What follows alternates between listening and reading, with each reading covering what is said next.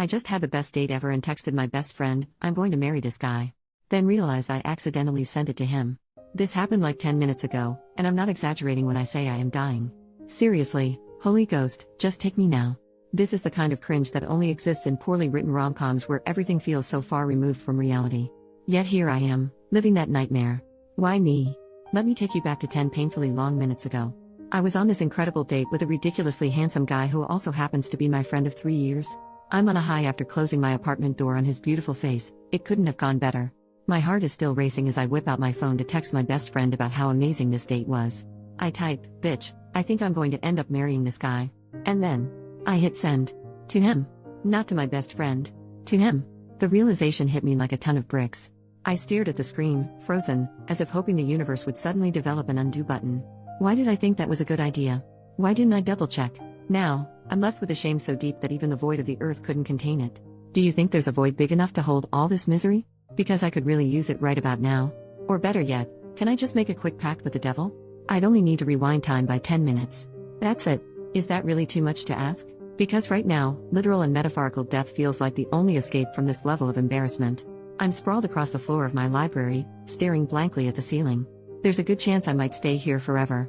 This is where I live now, in a perpetual state of mortification.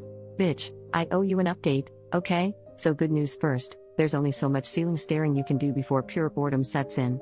At some point, the urge to scream fuck at the top of your lungs fades, and you have to get on with life.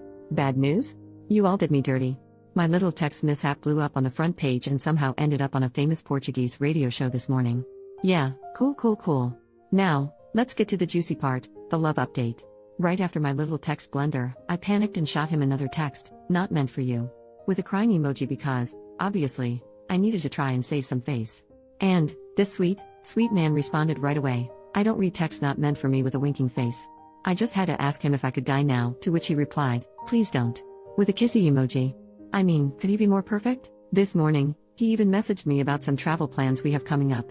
Bless this handsome man. Turns out, the gods may be cruel, but at least they're not that cruel. Oh, and for the record, my original post was a little hyperbolic, like that text, go figure. I actually slept well last night and even managed to laugh at the absurdity of it all.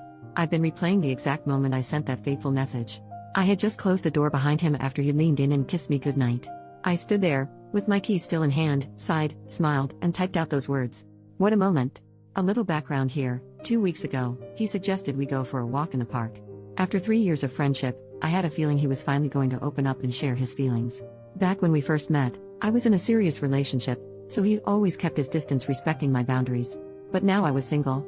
We sat down at the park, and he looked at me and said he had feelings for me. 3-year-long feelings. And then, under the clear night sky with about 35 stars, yes, we counted, he kissed me. Last night, I guess it was my turn to be vulnerable, even if it happened accidentally. Suddenly I kind of understand Ted from How I Met Your Mother. He was always the guy I wanted to throw my shoe at, but now, I get it.